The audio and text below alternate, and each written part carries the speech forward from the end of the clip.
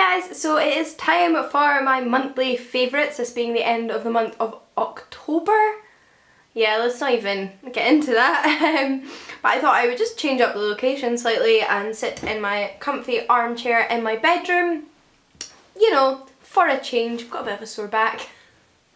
Apparently I'm ageing early. Let's dive straight in, shall we? So my favourite film of the month, yes, I actually have a proper favourite film of the month because I went to the cinema, which I don't do an awful lot but always enjoy when I do, so really need to make the effort to do more. And my favourite film will probably come as no surprise to you, and that is Suffragette. Now, the reason this is my favourite is actually because I had incredibly low expectations for it. I honestly did not have particularly high hopes for the film. I loved Helena Bonham Carter, so I was really pleased to see she was in it. Generally speaking, I was just a little bit skeptical, a little bit reserved going into it. I guess it's because I think films like this are really important, but it was way better than I thought it was going to be, pretty much. I really enjoyed it. It made an effort to kind of show the struggles of working class women, which they could have quite easily not done since the suffragette movement was primarily like a upper and middle class movement in the UK. And yeah, I thought it was just a really moving film, incredibly well acted, and really enjoyed it. I would highly recommend going to see it. My favourite TV show is one that was recently added to Netflix, and that is Scream. Now this is a TV adaptation of the Scream film series. Now it seems to be incredibly popular these days to convert horror films into horror TV series. That is really popular, and they've done it to Scream now. Obviously they had to change a lot of it to make it interesting and give it a longer plot to draw it out and make it more mysterious, but the general concept of a group of teenagers being plagued by a serial killer with a knife is the same, and it's so good. It's that really cheesy slasher film mocking the horror genre, kind of parodying it at the same time being kind of frightening, just like Scream is, and I really enjoyed the series. My favourite book kind of comes along with a favourite person of the month, and this is a book I didn't start this month but finished this month, and it is Amanda Palmer's The Art of Asking. This is a non-fiction book written by Amanda Palmer, who's the lead singer of the Dresden Dolls, a like indie rock group. And partially her autobiography, partially kind of like things she's learned and just advice she wants to share. It's not the kind of book I ever would pick up of my own accord, but I am so glad that Jen and Lena convinced me to buy this because it was wonderful. I don't know if it's changed my life, but it's really been a real comfort and a real helpful read. Like it really has. It's been such a wonderful experience, and I would highly recommend it to everybody. I have fallen in love with Amanda Palmer. I have been listening to her music, which is very enjoyable. She's just a fantastic performer, and she recently had a baby with Neil Gaiman, so I'm very happy for her on that as well.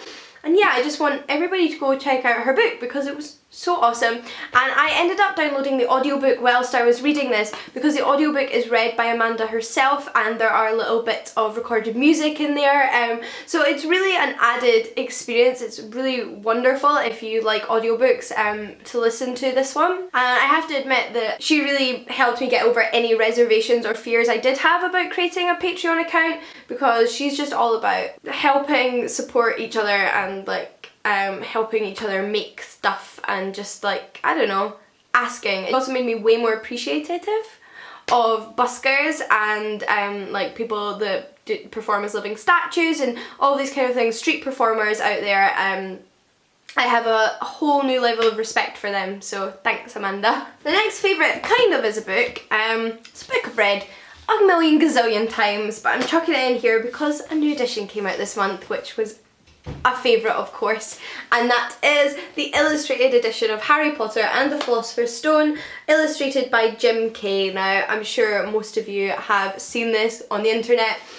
This October the first in what will be a series of illustrated Harry Potters came out, and it's the complete text. It's huge, as you can tell, with heavy illustrations, and the illustrations are stunning. I didn't pre-order this because I was a little bit unsure of whether I wanted it. I don't collect editions of Harry Potter even though I love it, but then when I started seeing pictures online I could not resist because they are stunning, and I cannot wait to sit down and reread this book with these beautiful illustrations to accompany it, and I think it's a wonderful way to introduce a whole new generation to Harry Potter. Look at the troll, it's so pretty. And whilst we're on the subject of books, my next favourite is Marlon James. I was very pleased to see that he won the Man Booker Prize 2015 this year for his novel A Brief History of 7 Killings, and the reason this is a favourite of mine is because he is who I wanted to win. So of course I am. I am thrilled that he won. He seems like such a nice person. He wrote a really incredible book, and I was just so pleased for him. He's who I wanted to win. I'm not a sporty person. I've never been into like competitive sports or anything like that. So this was the first time I feel like in my life that I've ever really rooted for someone to win something in that kind of grand context. So I just got really into the whole Man Booker Prize, and he was definitely my favourite, and I was rooting for him, and I'm so pleased that he won. Like, I feel like I got a glimpse at what it's like to be like a football supporter or a rugby supporter or something. The next thing I want to mention is a YouTuber, and that is Jon, over at Jon Be Here. He's not someone I newly subscribed to this month. I've been subscribed to him for ages, in fact. But you know, this month I just felt like mentioning him because he's just so fantastic. I love his videos, he's so funny. This month in particular, he put up a video called Internal Journalog, which was just on point, and I think you should all go check it out and subscribe to his channel. I mean, I can't force you, but I would have less respect for your taste if you don't. I originally subscribed to him after Lena, I think, mentioned him, like, again, like I said, ages ago, and when Lena and I were around at Jen's, we were showing his channel to Lauren and Jen and being like, guys, why aren't you watching Jon? He's fantastic. And that just reminded me that, you know, I should tell the whole world, or at least the people that will watch this video. My next favourite is another political favourite. I can't believe something else has happened in politics that I'm slightly happy about, and that is the fact that the House of Lords shut down the Conservatives' new bill, which wanted to cut tax credits and just like would have majorly affected lots of working class families in the UK, and was just a horrible thing. And I mean, the Tories are constantly doing pretty scandalous things to the lower classes, but it's nice to see that one of them didn't go through this time, so that was a small victory, and I was very pleased for that, and I'm sure that'll make a difference in a lot of people's lives. So again, just a favourite. But moving on to some slightly more frivolous favourites, I have a piece of makeup and a piece of clothing to show you. The first is this eyeshadow, or cream eyeshadow, which is from Bourjois. It is their colour edition 24 hours cream shadow, cream to powder texture, which is very true. And I didn't get this shadow this month, but I've been using it so much this month, almost every day. I absolutely adore it. It's sort of like a lavendery taupey grey. That's what it looks like in the thing, and then that's it swatched on my hand. It's just the perfect all over lid shade. It looks gorgeous by itself, just all over the lid, or also all over the lid with a nice little crease colouring to make it more dramatic. And last but not least is a coat, and this coat is this.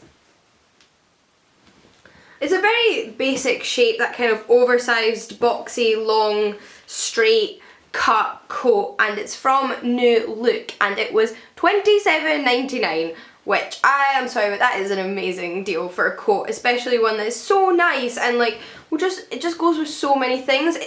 In Scotland, this probably isn't going to be heavy enough come December, January, February when it gets really cold, but right now for the autumn, October, November, this is the perfect weight. It's so nice. I'm sure if you live somewhere that's a little warmer, I mean even London's a bit warmer, this might even do you in like December. It's just it gets quite cold here in December, January in particular. I find it runs pretty true to size. I got it in a size 12, which is what I usually am. It's got huge pockets, which is a major plus with coats with me, and yeah, it's just such a simple, lovely coat. But yes, those are all the things I wanted to mention in this video. I hope you enjoyed it, and until next time guys, happy reading. See you all again soon. Bye!